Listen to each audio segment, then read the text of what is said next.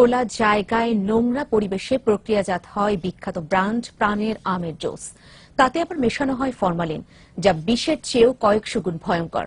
প্রাণের পণ্যই তাহলে তরুণ তাজা প্রাণ সংহার করছে কিনা এমন প্রশ্নের জবাবে সরাসরি না বললেন প্রাণ আরএফএল কর্তৃপক্ষ।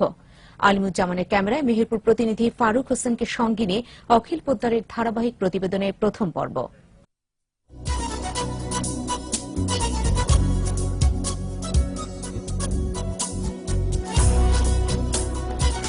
সেরা প্রাণী আস্থা। বিজ্ঞাপনের এই ভাষার মতো সত্যিই যদি হতো স্বাস্থ্যের জন্য প্রাণ, তাই প্রাণী সেরা প্রাণেই আস্থা, তাহলে হয়তো কথা ছিল না। কিন্তু কাজের সঙ্গে যখন ঢাক ঢোলের কিছুই মিল না থাকে, তখন আস্থা তো দূরে থাক, সাধারণ বিশ্বাসের জায়গাটুকু ধূলিসাৎ হয়ে যায় ভোক্তার প্রাণ থেকে। কারণ প্রাণ গ্রুপ তাদের আমের জুস তৈরিতে যেসব প্রক্রিয়ার কথা বলে, বাস্তবে দেখা গেল তার পুরোটাই অমিল।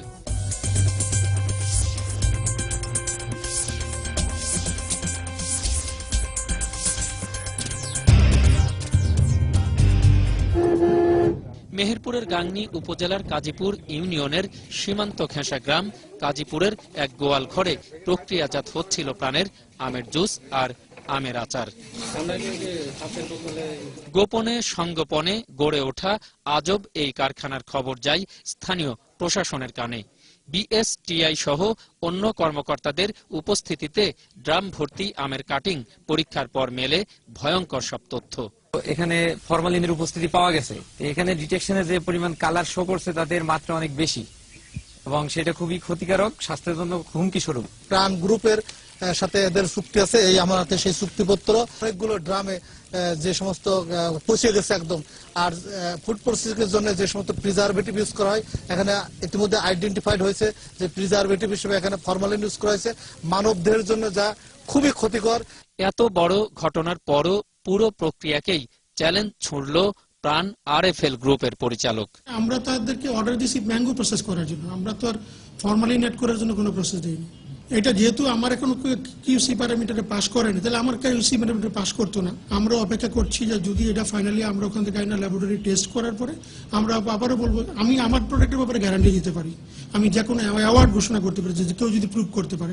এলাকাবাসী বলছেন, নাটোরের প্রাণ এগ্রো লিমিটেড কারখানার তত্ত্বাবধানে মেহেরপুর সহ আশপাশের এলাকা থেকে সংগ্রহ করা হয়েছিল ড্রাম ভর্তি এসব কাঁচা পাকা আম। ডিসি সাহেব আসছিল, এসে তারা পরীক্ষা করে ধরেন দেখছে যে এখানে অনেক ফরমালিন আছে, এটা দেহের জন্য ক্ষতিকর, এটা নাকি আমরা যদি খাই তাহলে আমাদের কিডনি অতি তাড়াতাড়ি ড্যামেজ হয়ে যাবে। অত্যন্ত নোংরা অবস্থাতে এবং খুব অস্বাস্থ্যকর পরিবেশে তৈরি হচ্ছে এগুলো। আমাদের কমনওয়েলথী শিশুরা এবং বড়রা যখন খাচ্ছে তাদের কিডনি এফেক্ট হবে এবং এখানে যে কেমিক্যাল গুলো ধরা পড়েছে সেটা মানব স্বাস্থ্যের জন্য অত্যন্ত ঝুঁকি। ড্রাম খুলে দেখা গেছে সেগুলো পচা, পুরা পচা। এগুলো খেলে মানুষের প্রচুর ক্ষতি হবে। আমরা শুনেছি এর আগে তারা মিষ্টি কুমড়া দিয়ে এগুলো বানাতো, জুস, ম্যাঙ্গো জুস। আমরা দেখছি ড্রামের মধ্যে আম পচে গেছে, বুঝছেন, এটা ছেলে পেলে খালি মারা যাবে। প্রাণের পণ্যের ভিতরে মাত্রা ফরমালিন, যেটা মানবদের জন্য অত্যন্ত ক্ষতিকর, এটা একটা ভয়ঙ্কর বিষ। তো এই প্রাণের যে আচার তৈরি হবে, প্রাণের যে জুস তৈরি হবে, এর ভিতরে যদি ভয়ঙ্কর বিষ থাকে তাহলে সাধারণ মানুষ যাবে কোথায়, কিসের উপরে ভরসা করবে? আসলে সাধারণ মানুষ তো হচ্ছে ফুটবলের মতো, মানে ফুটবল দুই পক্ষ লাথি দেবে, খেলবে, ফুটবল গড়ে বেড়াবে। কাজীপুর ইউনিয়ন চেয়ারম্যানের অভিযোগ, কারখানাটি গোপনে গড়ে ওঠায় এতদিনে অনেক তথ্যই তারা জানতে পারেননি। এখানে এত বড় যে একটা কারখানার কার্যক্রম চলছে, এ ব্যাপারে ইউনিয়ন পরিষদের কোনো ডাটা তথ্য ইউনিয়ন পরিষদের কাছে ছিল না। গোটা অন্ধকারের মধ্যে রেখে তারা সুবিধা অর্জন করার চেষ্টা করছে। এটা আইনত আমি মনে করি যে শাস্তিযোগ্য অপরাধ এবং এই কোম্পানির বিরুদ্ধে দৃষ্টান্তমূলক শাস্তির জন্য আমি জোর দাবি জানাচ্ছি।